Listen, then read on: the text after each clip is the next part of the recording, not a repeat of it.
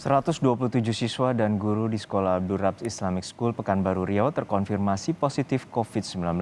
Namun 25 siswa diantaranya dibawa pulang oleh keluarganya tanpa sepengetahuan tim Satgas COVID-19.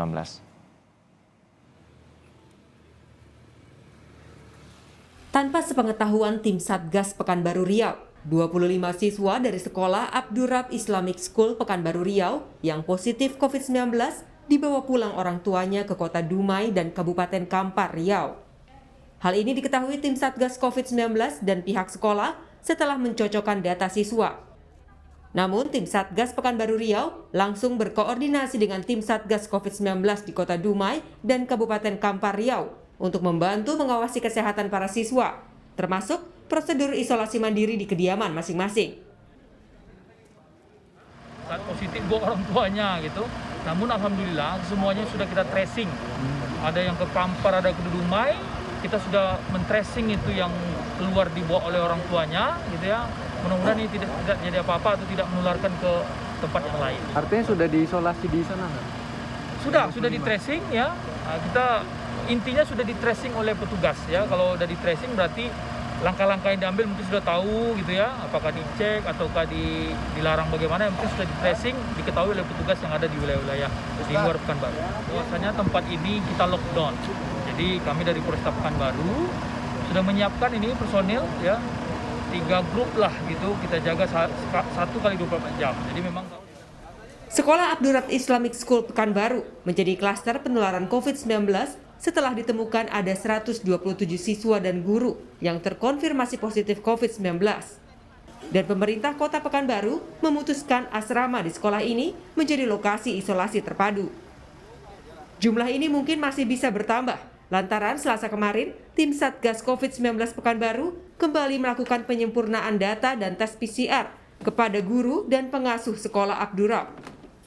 Ada 34 guru SMA dan 48 orang guru SMP yang menjalani tes swab PCR. Ada 113 positif, kemudian yang diperiksa oleh Puskesmas Garuda ada sekitar 14. Jadi seluruhnya 127 ya. Itu dari siswa semua? Siswa, ada guru. Di sini Pak? Ya, sementara diisolasi di sini dari Dinas Kesehatan mendatangkan nakesnya kemarin. Tadi sudah dilakukan pemeriksaan swab PCR dari Rumah Sakit Pusina. Kalau ternyata nanti hasilnya negatif, mereka kita pulangkan semua. Jadi yang tinggal di sini hanya yang positif. Kepala Dinas Kesehatan Pekanbaru menyatakan siswa dan guru yang positif COVID-19 dalam kondisi baik dan masih menjalani isolasi di asrama sekolah. Tim Liputan Kompas TV. Untuk mengetahui kondisi 127 siswa dan guru yang positif COVID-19 dari klaster sekolah di Pekanbaru Riau, kita sudah terhubung dengan jurnalis Kompas TV Restira Maisyah Putri.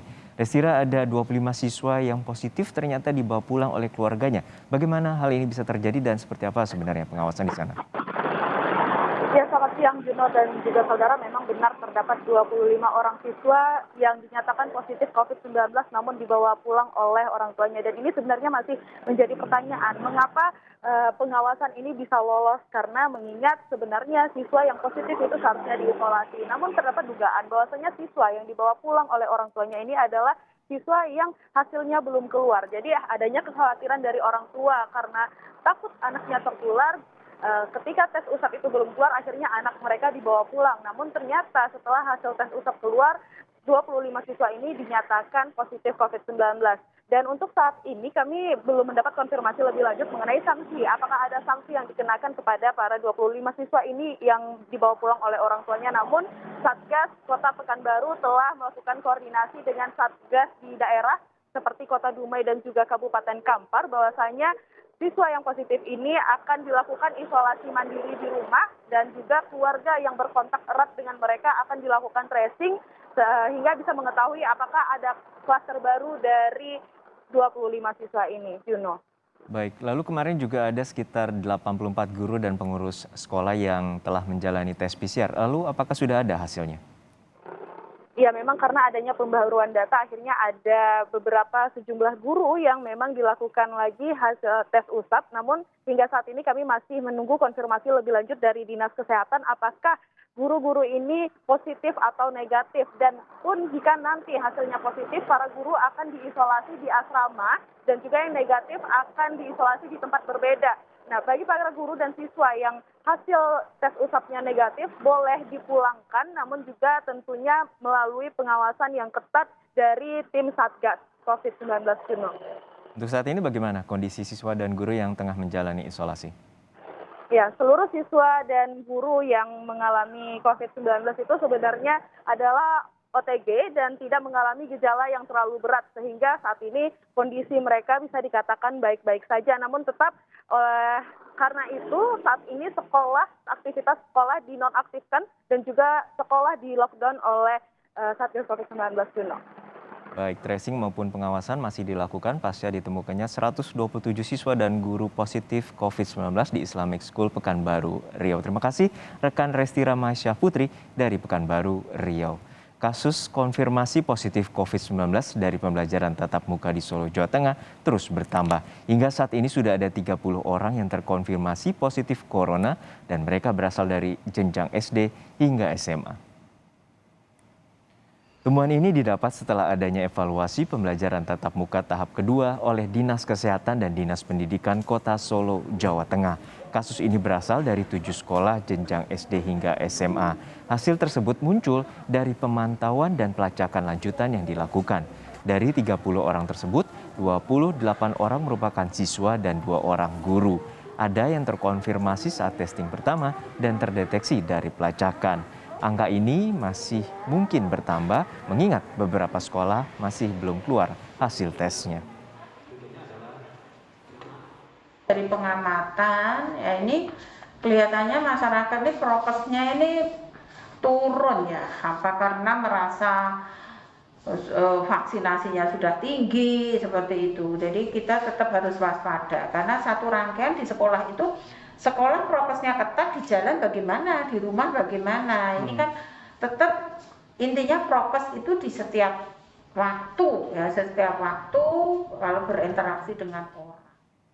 Bagaimana perkembangan tracing klaster pembelajaran tatap muka di Solo, Jawa Tengah? Kini kita bergabung dengan jurnalis Kompas TV, Widi Nugroho. Widi, ada 28 siswa dan 2 guru terkonfirmasi positif COVID-19 dari hasil tes dan pelacakan. Lalu bagaimana kondisi ke-30 orang tersebut?